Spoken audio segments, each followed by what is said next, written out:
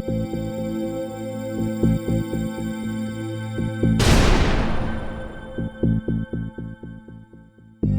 afternoon, good evening, or good whatever.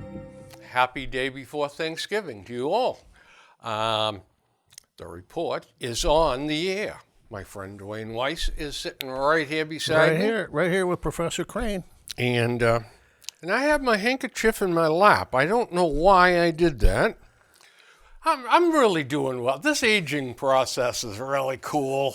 Oh, we're over the hill, you know. We do stuff that doesn't make any sense. Again, last night, I'm talking to the bride, and I finally said, all right, I got to get busy. And I went upstairs on a mission.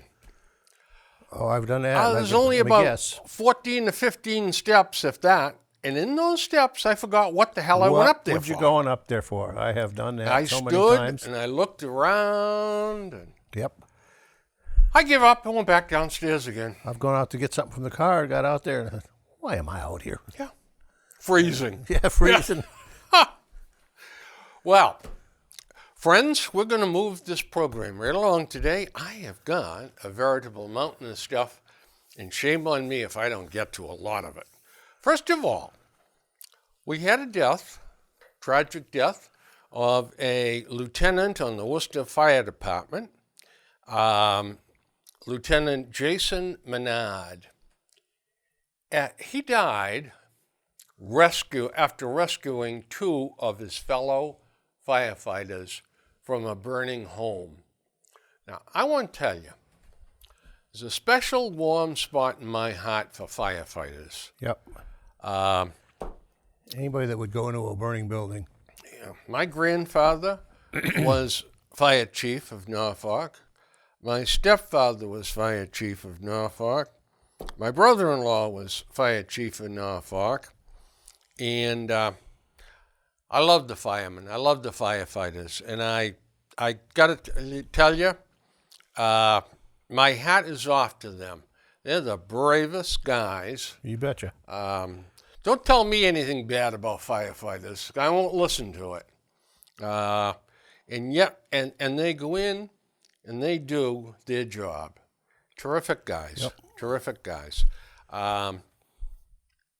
If you had a choice between being a firefighter and being a policeman, I can tell you this.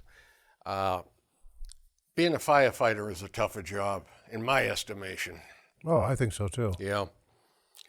You just look at the incidences that you can get yourself into. Oh yeah. A town like Norfolk, what, 9,000 people or something. Say there's 3,000 buildings or something. Yeah. Out of that 3,000, you always got something's going to happen to one of them at any given time. We don't have 3,000 crimes a night coming on. That's right. You're absolutely right. Yeah. And I was on the fire department for a few years when I was younger. I can tell you, I went on because nobody wanted to be on the ambulance. Mm-hmm. So I got certified as an EMT. And I could tell you something. You know, when you get a call at 2:30 in the morning and you're asleep, because we were a call department. There were no full-time firefighters back when this happened. And when you get a call at 2:30 in the morning, you are sleeping. You got to hop out of bed, answer the phone, jump into your clothes, get in your car, drive up to the firehouse like a maniac, run in the station, get the ambulance running, pull it out, wait for the other guy, and then go on the call. Well, 23 Seekonk Street or 49 Union Street or whatever.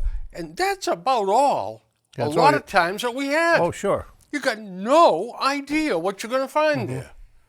But anyway, I digress. So, Lieutenant Jason Menard, folks, if you got a few extra prayers, say a few prayers for him and for the Worcester Fire Department. God rest his soul. Yeah, they've had some bad things happen in the past few years. Oh, you know, I digress, and I'm not going to tell fire department stories, but the night the Federated Church caught fire, that was a major fire, too, by the way, and it was burning inside. And I'm pretty sure it was Artie Keenan that grabbed the bottom door downstairs where we used to go in. It was a little different then. It was a knob-turning deal. Yep. And the heat blasted him, knocked him flat on his keister. Oh, I bet. Man alive. You want to talk about intense. I guess thousands of degrees. Oh, yeah. I'll tell you, he could have been killed as easily as not. I think it was Artie. Pretty sure it was. Well, here's an interesting story, sir. Suit alleges McDonald's puts employees in physical danger. You got it. Same one. Yep. I thought, what did you think of that when you first saw it? Well, I said to myself, they're not doing it deliberately. In fact, if anybody should get sued, it's the city of Chicago for not having the proper police protection in that neighborhood. That's what I it's said like too. a war zone there. It's not McDonald's, it's the people that come in there. Here's the problem, in a nutshell, as the Brits would say, in a nutshell. The inner city folks say, we get nothing here. Nobody will build a Walmart here. Nobody will put in restaurants here. A lot of people don't have automobiles. Mass transit is a mess. We don't have what the people in the suburbs have. That's right. So McDonald's comes and puts a McDonald's in, and it becomes a hangout for drug dealers, local ne'er-do-wells. We're getting robbed 2-3 times a week. Yeah, and Walmart puts a Walmart store in there, and they might as well have a sign out front, come in and steal from us. Yep. And so whose problem is that? Well, I'll tell you what. It's the neighborhood's problem, but if we are going to have policing for everyone in the city, the police department better get a hell of a lot more busy than they are. Yeah. The blame's got to be someplace. You can say, well, it's bad people in the community. Well, okay, then you need to curtail their activity. Well, when we stop the kids, the folks, parents start yelling and screaming at us, and can't do that, and you're discriminating. But this suit that alleges McDonald's put the employees in physical danger, Yeah. the barrier where you go up give your order was not high enough. Well, how high do you have to be to get over a bullet? What do you want, 12 feet? They do it by television, and an arm comes out and comes back in? And, Yeah, banks in some of those areas have got bulletproof glass. Yeah, behind bulletproof glass. Yeah. So is that what has to happen? And then somebody's going to complain that, well, they're discriminating because That's right. our places have to be behind bulletproof That's glass. right. Yeah. It's gonna, and it makes us feel icky when we go in there. this suit I see as a suit of convenience. It's ka-ching, ka-ching, ka-ching. Some attorney someplace saw some money, some availability. I got an idea. Let's sue McDonald's. You know what? If McDonald's has any backbone and any guts, they're going to fight this will thing not settle right that to the thing. very end. Yep. Don't settle. I wouldn't settle it for $5. Me neither. No. Bad. All right.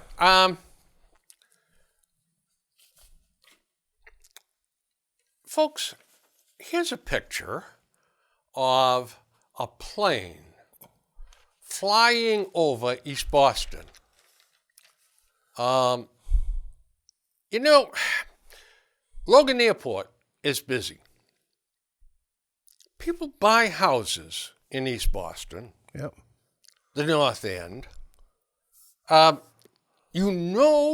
There's going to be air traffic. But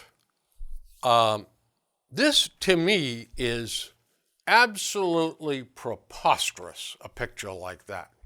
They're changing the way the planes land. They're changing the landing paths. Well, we can get more planes to land, and it's easier for us. They got to go by the winds also. But look, you can't be bringing them in a height like this over neighborhoods. I mean, this is ridiculous. What are you going to do? Well, what are you going to do? I would say to the FAA and Logan Airport, you can change your approaches. You've got to. That's why they got these landing strips all levered around. Two. Well, it's more than two. We got two. We got three that can open when the northeast winds are under a certain knots. Other than that, they got two. That's all they got. They got no room for it either. They have not. This is new. Yeah. Yeah, they're bringing them in over the houses. And then this is preposterous. Yeah. Plus, don't forget, they got a photo here of a 747, and that's a big-ass airplane. And it looks a lot over the top of them houses than it really is. But I see, first of all, I agree. You got a problem here. But that's a a it is 747. Yep. Yeah, 4-engine. You can see the I hadn't bulge on noticed it. that before. You got a problem with Logan in particular. Logan was unique. They built the airport on a little tiny island in amongst the metro, so to speak, or the urban area. Other places, Chicago, even pick one. They took their airports out. Kansas City. Took it out in the country someplace. I mean, it's out. Yeah, and I mean, it's built up around them later, but not housing next to the it. Cincinnati Airport is in Kentucky. Kentucky, right across the river. But not here. We got to put ours right in the middle. We had no choice. Yeah. Well, we did. Well, we had a lot of choices. There was nothing. 128 on, there was nobody. We couldn't think that far ahead. We don't think that far ahead. That's our problem. Poor planning. Yeah. But you know what? Again, you get into something called the pig farm defense or the pig farm theory. It's like, I like this house. I think I'll buy it. Somebody says, there's a pig farm across the field there. Oh, I don't care. Then, holy God, that thing stinks. I'm going to sue that pig farm. Well, you knew the pig farm was there when you bought the house. Oh, or when you built the house. All your fault, sure. So the buyer's fault. Yeah. You can't walk in later and say, get out. Here, I understand that. Later I understand until the airport to But leave. these are 3-deckers. Yeah, I know they People renting them, a lot of them are financially trapped. Mm-hmm. They don't have any alternative. But when they change the method of landing these planes, along with the noise, along with the pollution, there's a lot of fallout. There is. There's no real solution to this, because if you risk safety to change that landing pattern that day, and they're not landing there because it's scenic, they're landing that way because of the prevailing winds. But if you change that and you dump one of those 747s because you're coming in against the wind or a crosswind, and you kill 350 people, now what does somebody say? Well, you just changed it because of the winds. Well, you got a tragedy on your hand. Now you got an inconvenience on your hand. So you got to start weighing which is more important. Or do you want to take Logan and move it back from the 7th or 8th busiest airport in the world or the United States, or down to the 20th? And people can't get on flights in and out because on certain days you can't use that runway. I would suggest to you they're going to have to do that. They're going to have to modify the size of Logan Airport and the traffic. Yep. Then your commerce is going down. Your everything's going down. But to me, as an old fart, that's good because it cuts down the traffic. But if you're listen, you got Worcester Airport. Yep. That is hurting. They way below any stretch of the imagination. Their capacity. Oh yeah. All right. So if you put rail service in from Worcester to Boston, all right, high-speed rail, where you could bring people from Worcester into Boston in 40 minutes, 35 minutes. I mean, you could expand Worcester Airport exponentially. Hey, Worcester's locked in also. They're on the top of a hill. It's awful tough getting in and out of there. You have to have rail going in because the traffic would immediately just... Oh, yeah. Gridlock. Yeah. You couldn't get into the place. You couldn't get out of the place. At some point, they just might have to look like Chicago did. I don't see how you can possibly go outside of Boston and build an airport. I don't see. I can't. Why not? Where are you going to put it? Rehoboth. How many homes are you going to have to? Well, you're gonna have to take eminent domain some, but there are areas, Rehoboth, Middleborough, someplace down in there. You connect it with high-speed rail. That's what Chicago did. O'Hare is a long ways from downtown O'Hare, downtown Chicago. I know that, yeah, but I don't. Well, I tell you what. When you're talking about knocking down 1,200 or 1,500 homes, No, you wouldn't. and they, that would be a problem, but you wouldn't down in. but that's a minimum, Dwayne. You got parking that you have to provide for. Yeah, but there are areas, but you got to get away from our metro area to find them. Let me tell you, you got to go beyond Worcester. Yeah, well, you get out towards Worcester, you start looking at the hills and stuff with all the forest. That's where you got to go. Yeah, and the preservationists are going to say, Oh, they're going to scream. Oh, they are, and rightfully so. It's a stupid problem to have, but We got it. That's- we've got it, and we've got to come up with the best possible solution for it. Now, But it doesn't matter You because the can't- Green New Deal people, right, they're- you're gonna in do 10 away years with there's going to be airplanes. no That's- airplanes. well, So it's moot. oh, at 12 years, there's not going to be any us. That's right. Yeah.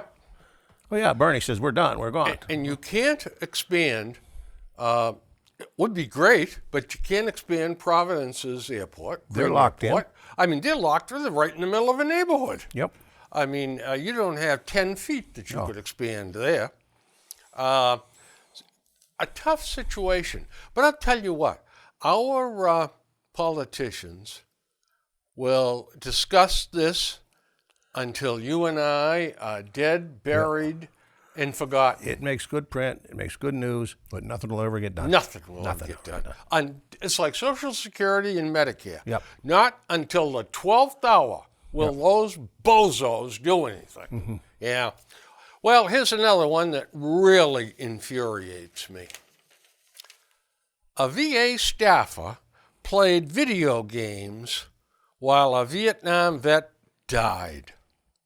Now, she admits Yep. Oh, yeah. she played video games, admits she never went and looked at them. Supposed to look at them every half an hour, I believe. Something like that. Yeah, but she feels, I'm just so sorry. My life hasn't been the same since that night. I haven't slept. Well, boy, oh boy, I'm telling you, that just tears me up. This poor woman let a guy die, and she can't sleep afterwards. Well, we better cut her loose.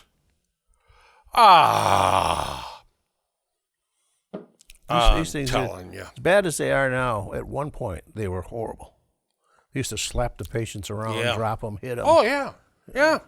So, There was nobody there to protect the patient. yep. So they sentenced her. 1 year probation. I know. That's not a sentence. 1 year probation. That's Staying not, that's home not even and as bad as watching being Netflix. that's not even bad as being sent to the principal's office. Stay home and watch the Disney Channel and drink beer. Yep. That's a heartbreaker. I'm telling you. Now, we got another one here. We got another one of these. I talked him into committing suicide Yep. deals. The girl from Yep, South Korea. Now, I think her name was. yeah, you. I think that's how it's pronounced. In Young Yu, 21, talked Alexander Ertila, 22, into leaping to his death. You know, you get up in the parking garage and you get up to the 6th or 7th level and you dive headfirst off that. Boy, that's got to be one of the worst ways I can think of committing suicide. Sudden stop. Yeah. Well, you never know what hit you, I'll Yeah. tell you that. But that 2.5 second drop is got to be terrifying. Even if somebody caught you, you probably couldn't live through that. No. I mean, you'd die of a heart attack. Yeah, you'd break every bone along with the guy that caught you. Yeah. But now, supposing there was 11 feather beds there. Yeah. You know, but I think you'd still be dead. I mean, but she has been sending him hundreds of texts. Yeah. Yeah. 47,000 at one point. They counted, I think it was. I mean, this is unbelievable. They're sick puppies, I think. And now, the girl from Plainview, or wherever she's from there, Michelle Carter, she did the same thing to that boy. The court cases sort of parallel each other. Very much close, so. I guess. yeah. But you know what? in both cases, I'm going to clean up my act here. Why? Yeah, why start now? Okay. These two guys that committed suicide, did they think that that was the only girl in the world? Bill, it defies logic, both of them guys. Yeah. I mean, Maybe because you and I are such old curmudgeons, we don't see this, but I don't know of any woman that could have driven me into being suicidal. you know what? I saw a couple of them that almost drove me nuts. Just being, not because I was so enamored with them, but they were just so pesting. You know, I went out with a girl a few times, and she says, you know what, Bill? I said, nah, this isn't working. It's okay. See you later. Have a good life. Mm-hmm. And gee whiz, that really sent me into a tailspin. I mean, I don't know how many times that happened, but all the times, I mean, by the time I got home, I was over it. Oh, yeah. If there was anything to be over. I mean, the world is full of delightful women. And by the way, if you read some of these sappy columns, oh my God, you know, you'd swear every single woman in the state was psychotic. Mm-hmm. I can't find a guy. I've been on the internet. He said something to me. I cried all night long, and they're out there begging for a guy. Yeah, there's. I don't get it. I don't get it. But I will say this much. If she took a gun and shot him, she is every bit as responsible for his death. Intentions is the same. Yeah, exactly. Yep. She had the motive and she drove him to it. By the way, our legislature, you know them. They're the model. They're going to be worldwide, all over this. I'll tell you. They'll straighten this out. Girlfriend's abuse, including texts about killing herself, led BC student suicide. Prosecutors say she pleads not guilty. Give me a break. Let's see. The most severe form of manslaughter. And about 22 years in the can ought to do just about right. Yeah, about right. How about the monster that's on trial now? I think it's in South Boston. He broke into the condo. Oh, jeepers. And the two doctors tied them up and tortured them and then ended up slashing their throats. Now, he's on trial. Did you hear there's a defense attorney? Don't be too quick to jump to conclusions here.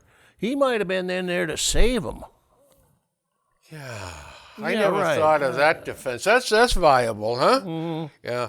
I hope... I wonder how a defense attorney like that can actually walk off that platform and say, God, that was stupid. How do you say to yourself... I am sure... I am positive something wrong with him. That's a public defender who has failed in his own practice. Yeah. So he hangs around the court and gets these $165 an hour gimmies. Mm-hmm. But what should we do with this guy? I mean, we don't have capital punishment, and now you really wonder if life imprisonment even happens in Massachusetts. Not if somebody can. Not a few people can help it. It won't. Yeah. They'll probably put a shiv in him. Well, they got to do something wrong though in there. But what do you do with a character like that? I don't know. Other than our solution now was just incarceration. But what should really be done with him? Yeah. Firing squad. A rope. Yep. X is now a gender option for Massachusetts driver's licenses. Well, I've been X for a long time. Those just got X. Neither fish nor fowl. That's right. Well, I tell can't you get blamed for anything that way. This is really stupid. All this stuff about, well, I'm presenting as a woman, or I'm presenting as a man. Look, check the plumbing, and that's it. Sort them out that way. That's what I say too, Bill. God almighty. Either we've gone wrong or the world has gone someplace. The world we have has made gone a split somewhere. here. I tell you what, I know one thing. We're right on this one. Hub drivers make drunken driving list. These 10 cities have the highest rates of drivers with DUI conviction, according to a study by Quote Wizard. Okay, well, you have them. Okay, I got 'em. Okay, good. That's Greensboro, North Carolina. Oh, I thought they were Massachusetts. Okay. I've been to Greensboro. I worked for a company that was based in Greensboro. Okay. It's just a black hole. I mean, it's just the land that time forgot. Okay. Number 2, Boston, Mass. Yeah, I can see that. Number 3, Columbus, Ohio. Big Ohio State, kids drunken driving. Columbia, South Carolina. They're on cops Yep. every week. That's right. That's where that county is located. Yeah. Richmond County. Richmond County. Boise, Idaho. I don't know that one. I've been to Boise, but I don't understand why that's on the list. Sheer boredom. Must be. Yeah, must be. Denver, Colorado. That's a party town, I think. It is. It is. Ski and all a lot of winter activities, a lot of summer San activities. Diego, California. Same thing. They're out there. They get the highway patrol out there. They stop cars for veering 1 inch over the yellow line, and you don't signal within 200 feet of the intersection. You only signal 50 feet. Oh yeah, they're real tough with their. Richmond, Virginia. Boy, I'll tell you what. Richmond's got some nice spots, but Richmond's got some terrible areas. I used to go down there for a Winston Cup. Charlotte, North Carolina. I like Charlotte. I always had fun in Charlotte. I thought it was a real nice city. Expanded too fast. It just poof. Yeah. Virginia Beach, Virginia. Another party town. Another party town. Big party town. So that's it. Aren't you proud that Boston is on that list? Austin, Texas is not on there. I'm surprised. You know what? I'm going to put that one off to one side because we're going to talk about that. I'm going to hold that one off a little bit. So, since Donald Trump was elected president, individual wealth has gone up $11.3 trillion. Oh, yeah, it is. So you cannot, of everything they criticize him, and the other side goes after him for this and that, it's very quiet when it comes to the economy and what the people, how you're doing in the economy. And how the people feel. Yeah, oh, yeah. Also, but they go after Trump for everything.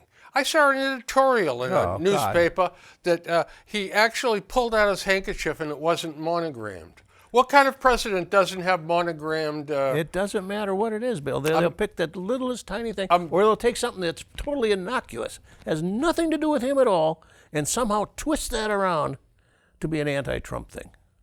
Folks, truth in advertising, I made up that story about the monogrammed handkerchief. That's okay, but it's very realistic.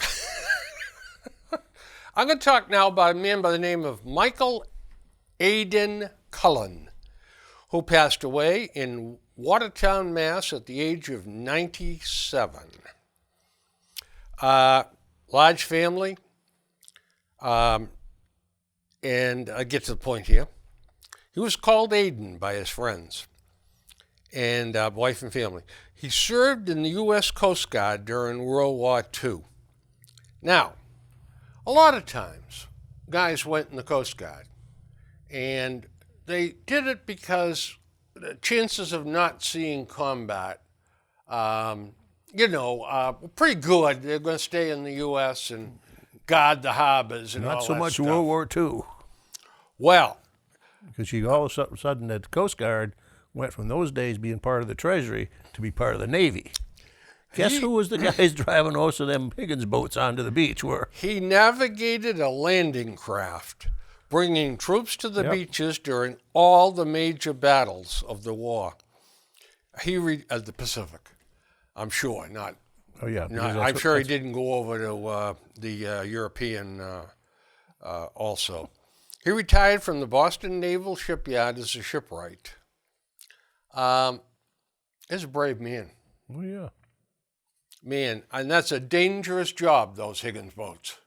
Bringing the troops in, facing the same fire that the troops are facing, and then pulling out to continually face Do fire. it again. Yeah. And again and again. And then go get another load of guys and bring them in again. Those guys were brave guys. Yeah, they were. Suffolk University and the Globe got together this morning and published their latest poll in New Hampshire. And I will say to you, I am mildly surprised. I'm not going to give you the number one, but I'm going to give you the rest. Sanders, 16%. Warren, 14%. Pete Buttigieg, 13%. Biden, 12%. And Tulsi Gabbard, 6%. You know who's number one? Warren. No, Warren was number three. Okay. Number two. I wasn't listening. Sanders, Warren, Buttigieg, Biden, way down in 12%, and Tulsi Gabbard. Number one, undecided at 21%. Yeah. I think that's going to get higher. I think you're right. Because you can only be stupid for so long. You can only propose these stupid proposals that finally people are going to say, I'm not sure about that. I'll tell you, I think that before it's over, Hillary Clinton is going to try to wedge her way in. I think you're right. Because Bloomberg carries a lot of baggage with him. Oh, yeah. Now remember, he was a Republican up until, well, I'll give you the benefit of the doubt, the last 2 years. Okay, He changed over to Democrat. Well, if you go back far enough, so was Hillary. Yeah. She was the head of the Young Republicans That's Club right. in That college. was like 100 years ago. But back when she was smart. But also, now remember, he was the mayor of New York that cut crime. Him yeah. and Rudy Giuliani were quite a team. Yep. Guess what? He was a proponent of stop and frisk. That was sort of his bailiwick. So guess what? If you're following the news, 2 days before he declared, he publicly apologized I saw for that. stop and frisk Pandering. and said he was wrong. Pandering. Gee, couldn't figure out that 2 or 3 days later he was going to declare, could you? No. Yeah. What a phony. But he's a politician.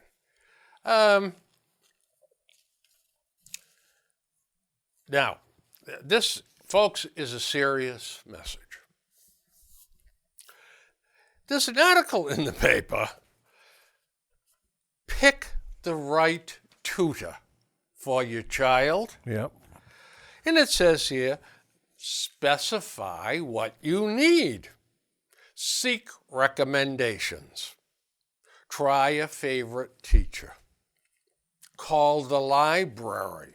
I don't know what that's all about. Consider a tutoring center and look for specialized tutors. What absolute nonsense that is. Here's the deal, folks. If the teacher says that your little tyke needs tutoring, all right, save your money, sit him down in front of the TV, and make him watch all of our programs. He will get an education. He'll get his thought process, or she will get their thought processes straightened out, and they'll grow up to be fine young Americans. That's right. Maybe even president. That's right. They can't miss. Sending them to these bozo tutors that are going to charge you $100 an hour. By the way, when you do that and you see the change in the little monster, send a paper bag full of cash to Dwayne and I. Thanks. Small bills. Yeah, small bills. Yeah. Dwayne, Yes, sir. I was driving around the other day, and I can only stand sports talk on the radio Yeah. for a while. And just before my head explodes, I have to change the channel. Did you wait a bit too long? No. Okay. I saved my life. All right. So I spun over to 102.5, country and western. And here's the song, folks. Now, I don't know whether this is the title or not, but this was the beginning. Your mama got knocked up in a truck at the 7-Eleven. Good Lord. I've really got to get that whole song, and we'll play it here. I'll bring in my CD player, and we'll play that, because this song is packing a message that I think you and I need to hear. Stay out of trucks, particularly trucks in front of a 7-Eleven. I mean, there's all kinds of things here. Oh, God help us. All right. Suffolk University, again, reared their ugly heads with another poll. Issues for voters. What? Well, they list the top 3. What are they? Issues with voters? Yep. In the greater Boston area. Climate.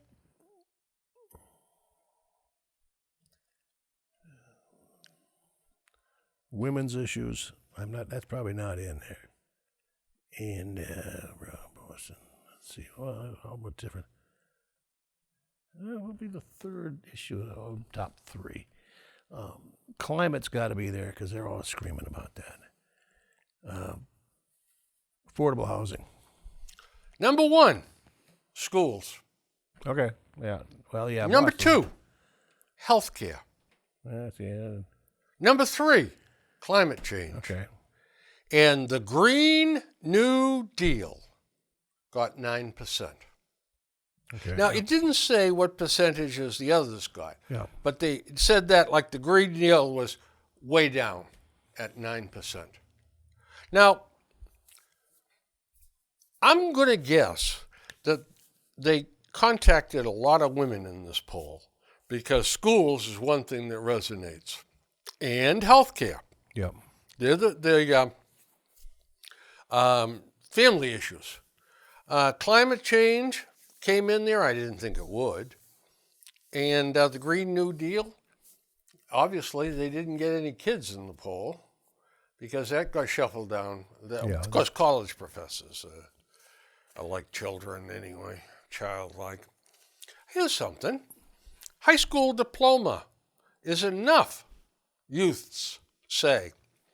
Although most young Americans believe in value of higher education, many still consider a high school diploma alone to be enough for success. More than half of the Americans aged 13 to 29 do see college as a path to economic success. But about 4 in 10 believe a bachelor's degree prepares people only somewhat or even poorly for today's economy.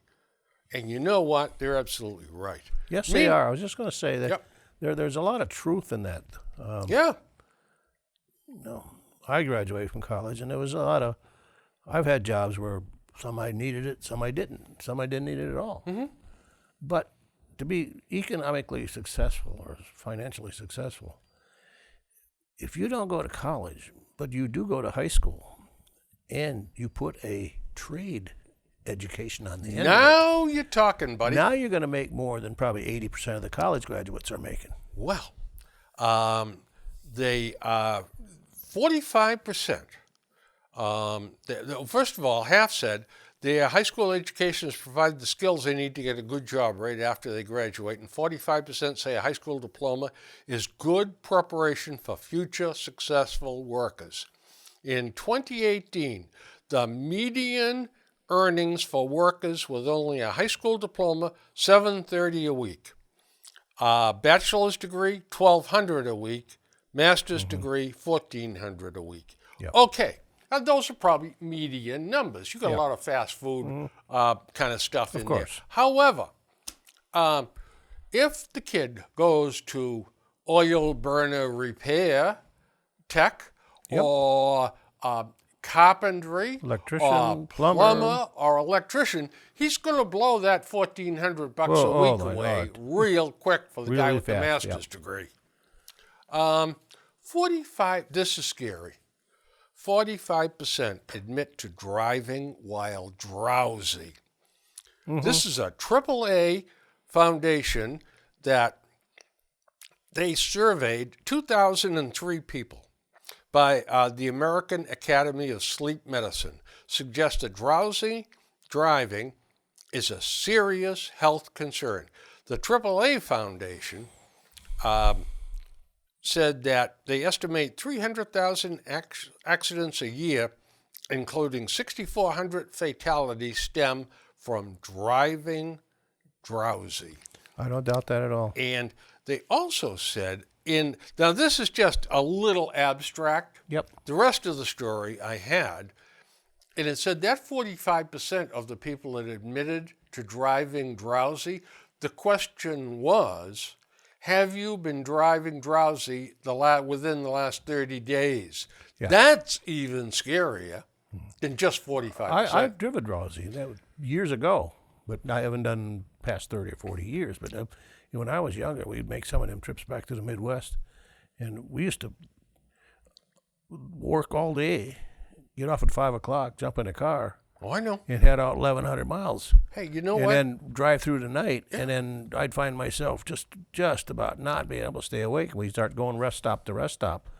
And then I found later, I got a little smarter, that I'd come home from work, go to bed at 8 o'clock, sleep till even midnight or 2. As long as I get 2 to 4 hours sleep, then I was all right for the night. No, I read an article when I was a kid. Tom McHale used to test cars for Mechanics Illustrated or something. I forget. And he wrote about driving. And he said that about drowsy driving. He said, stop, get out of the car and walk around. Yep, do something. And number 2, make yourself uncomfortable in the car. Take your shoes off. Make it too hot or too cold. Yeah. Yeah. Yep.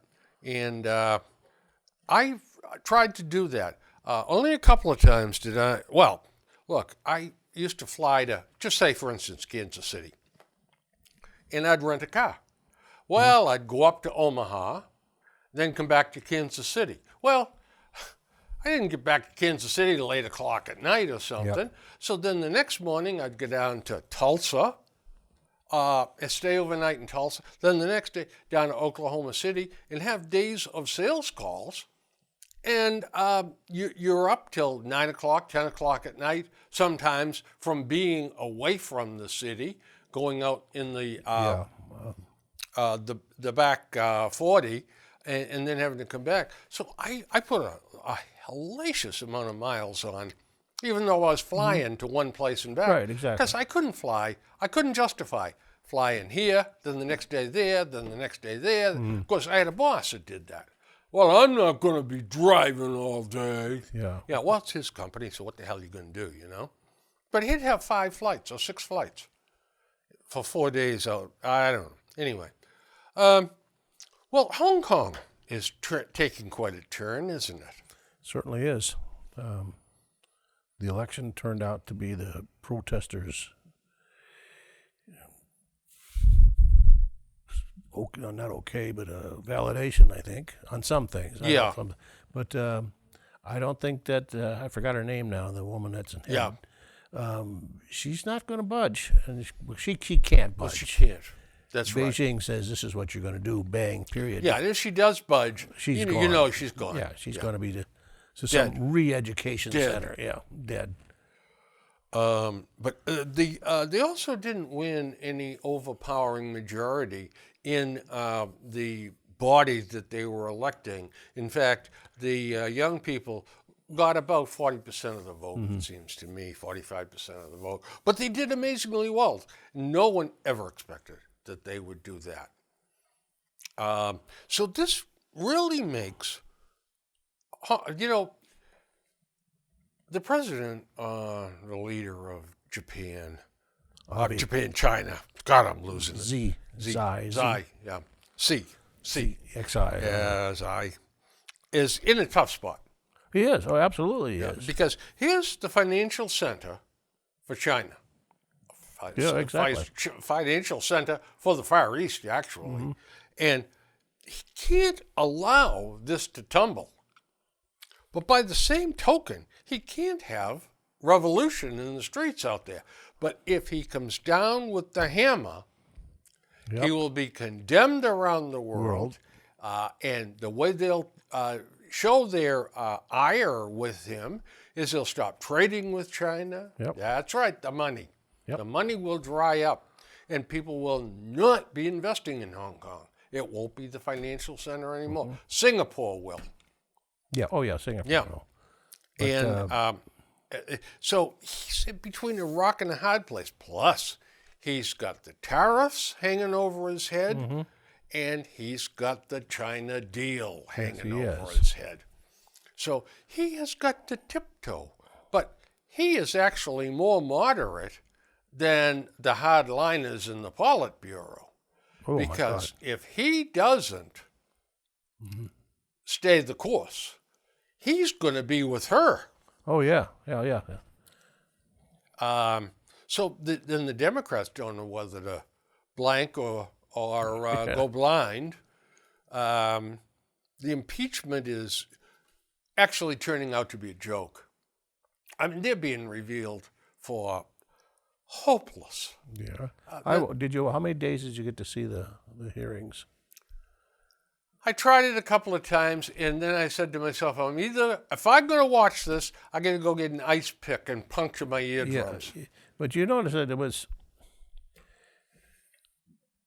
I'll put it on Fox, then CNN's one click up, I'll click up, down.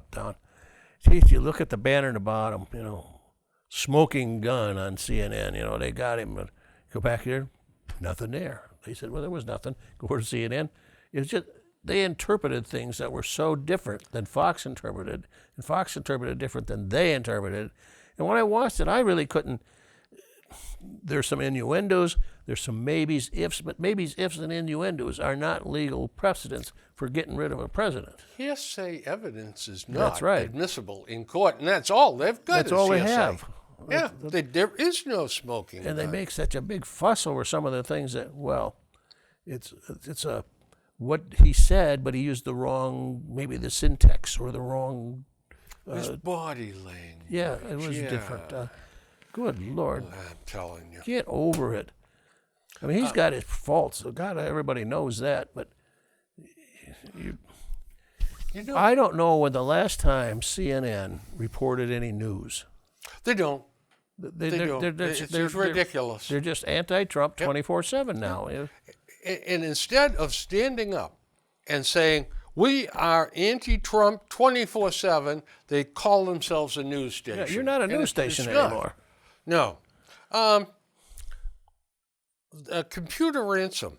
And anonymous ransomware attackers are demanding almost $5,000 from the Foxborough Regional Charter School after they shut down their computer.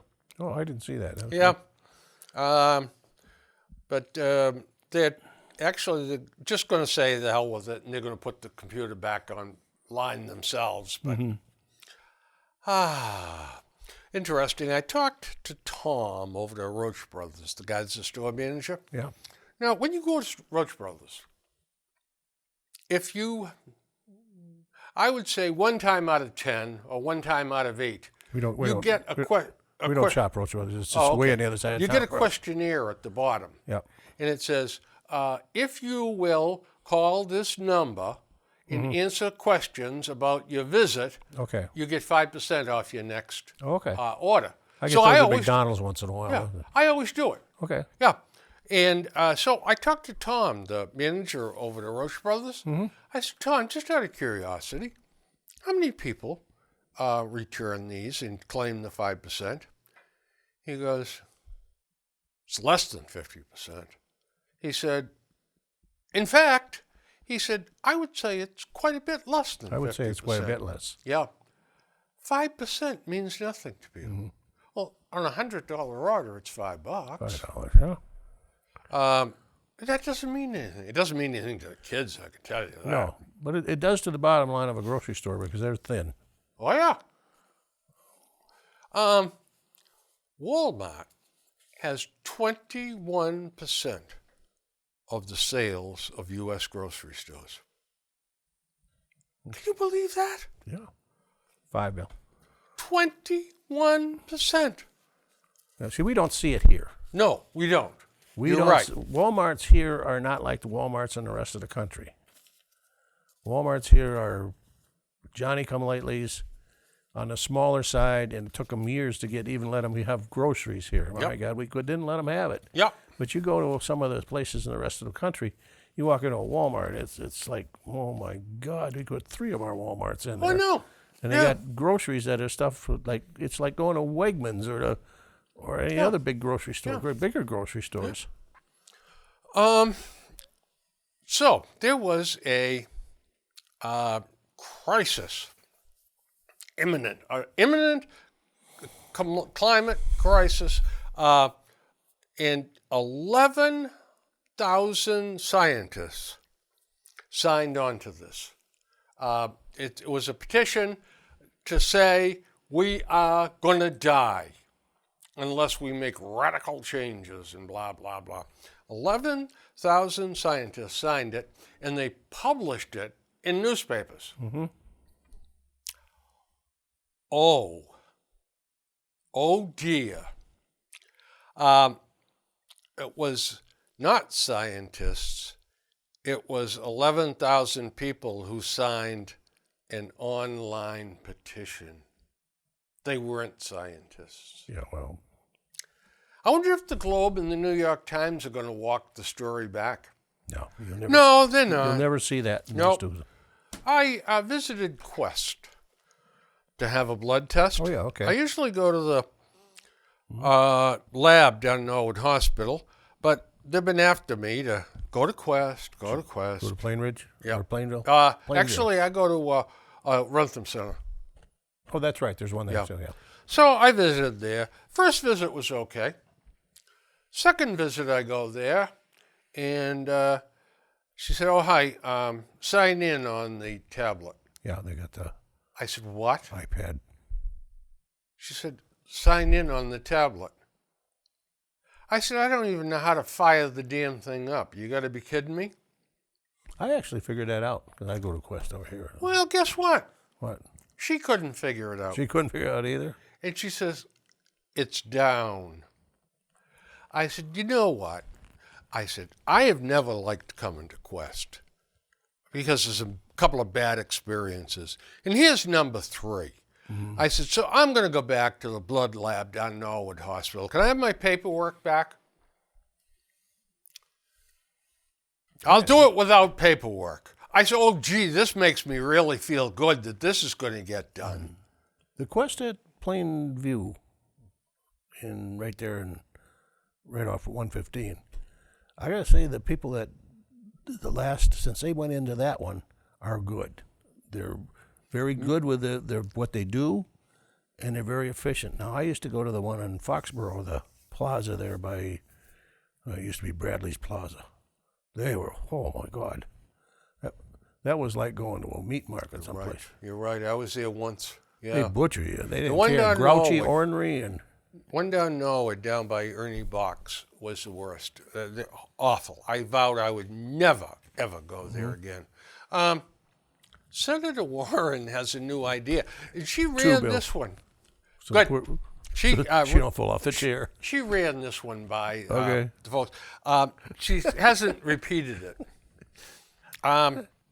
So if your investments go up in a given year, Yeah. Senator Warren wants to tax the potential profit.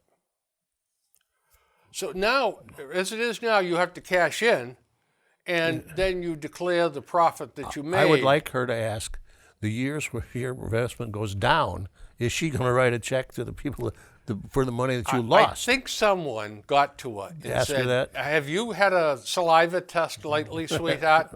Because you're out of your mind. Yeah. I mean, but how can a presidential candidate It just come out with crap like that? She just got I don't know what the hell. She must be smoking peyote or something. I'm sure she is. Yeah. Did you hear about the moron who walked through the screen door and strained himself? Yeah, I've heard about him. So Granny Warren come out and said, my health care plan is going to be $52 trillion. I'm going to get $20 trillion on employees' payroll tax. I'm going to get $9 trillion on all employers' additional taxes, and then the rest is going to be a wealth tax on the wealthy. Well, don't forget, originally it was all going to be on the wealthy tax, or tax on the super wealthy. You know, Nobody else would have to pay a penny. If they take all the money away from every person that has more than $1 million, if they enforce that, there is not enough money to pay for her plan for 1 year. That's right. I mean, Her plan costs more than our gross national product does. How come nobody ever says hunky-dory anymore? They're afraid to say anything to her. How come they never say tickety-boo anymore? I don't know. How come you ever hear Lollapalooza anymore? No, but that used No, to be a but big I one. want to find out where this stuff is gone. My word. I had, I left. Want me to wind it up? Yeah, okay. That's it, folks. My producer has said, shut up and move on. So, with that kind thought. She did, too. That's exactly what she said. She's tough, and we're afraid of her. We wish you a very, very happy Thanksgiving. Yep. And look forward to talking to you again real soon. Bye-bye. Bye-bye.